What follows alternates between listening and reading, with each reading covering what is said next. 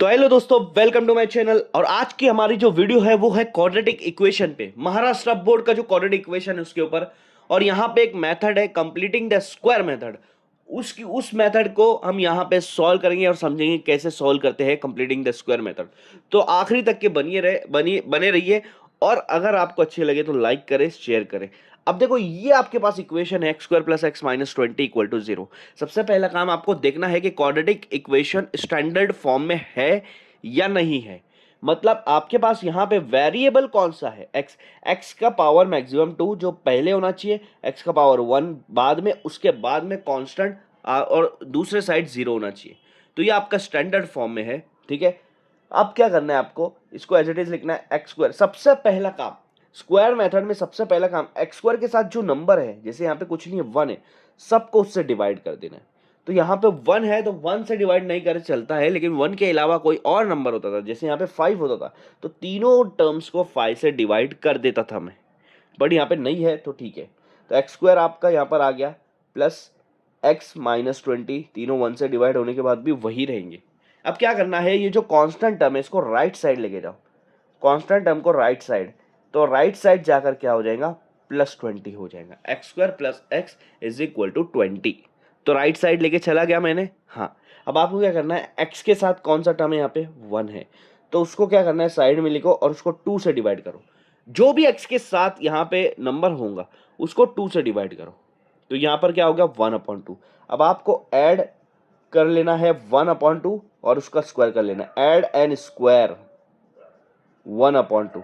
या फिर इसको पहले ऐसा लिखो, स्क्वायर फिर ऐड करो, पहले स्क्वायर करो 1/2 को और फिर ऐड करो बोथ साइड, दोनों साइड करेंगे, लेफ्ट साइड भी और राइट साइड भी, ठीक है। तो देखो क्या होगा, इधर है आपके पास x² + x, यहाँ पे ऐड कर लूंगा मैं 1/2 को, उसको स्क्वायर कर लेंगे, = इधर है 20 और उसको भी यहाँ पे 1/2 को स्क्वायर करके ऐड कर लूंगा, ठीक है।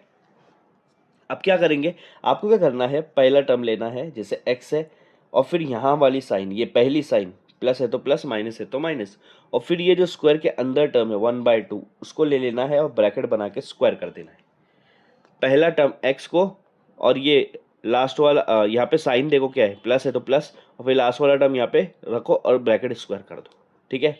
यहाँ पे इसको सॉल्व करेंगे, 20 + 1 का स्क्वायर 1, 2 का स्क्वायर 4। अब इसको एज इट इज रखना है, x + 1/2 का स्क्वायर एज इट इज।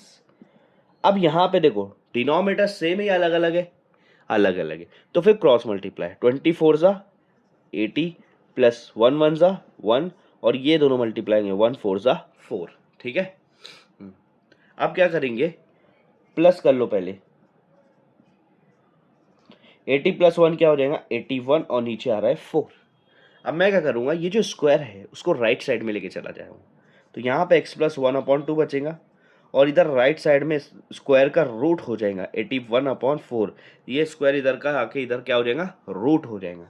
तो क्या बचेगा आपके पास, x + 1/2, और रूट निकालेंगे, 81 का रूट होता है 9, 4 का रूट होता है 2, लेकिन स्क्वायर रूट से जो भी आंसर निकलता है वो दोनों होती है, पॉजिटिव भी निगेटिव भी। तो यहाँ पे आपका 2 टर्म बन जाएगा। अब वो 2 टर्म आपको ऊपर लिख के बताता हूँ। तो एक टर्म है हमारा x + 1/2 = 9/2, और दूसरा टर्म है हमारा x + 1/2 = -9/2, क्योंकि 9/2 आपका पॉजिटिव भी था निगेटिव भी था। अब ये जो +1/2 है उसको इधर लेकर जाएंगे तो माइनस हो जाएगा, लेफ्ट साइड में सिर्फ x बचेगा, इधर आपका 9/2 है, +1/2 को इधर लाऊंगा तो -1/2 हो जाएगा, और यहाँ पे भी सेम +1/2 को ये साइड लेके जाओ, तो इधर बच रहा है -9/2, +1/2 इधर लाएंगे तो -1/2 हो जाएगा, सेम। अब देखो यहाँ पर डिनोमिनेटर सेम है तो कॉमन ले लो, 9 में से 1 गया तो कितना बचेगा, 8। यहाँ पे भी डिनोमिनेटर सेम है तो कॉमन ले लेंगे, -9 - 1, दोनों की साइन सेम है, मतलब प्लस कर देंगे, 9 + 1 10, और फिर बड़े नंबर की साइन माइनस लगा देंगे। अब 2 के टेबल में 8 कितने पे आता है, 4 पे, और यहाँ पे 2 के टेबल में 10 कितने पे आता है, 5 पे, बट यहाँ माइनस की साइन है तो माइनस लगा देंगे। तो ये दो आपका देखो यहाँ पे रूट्स आ गया है, और ये मेथड यहाँ पे कंप्लीट होती है, कंप्लीटिंग द स्क्वायर मेथड।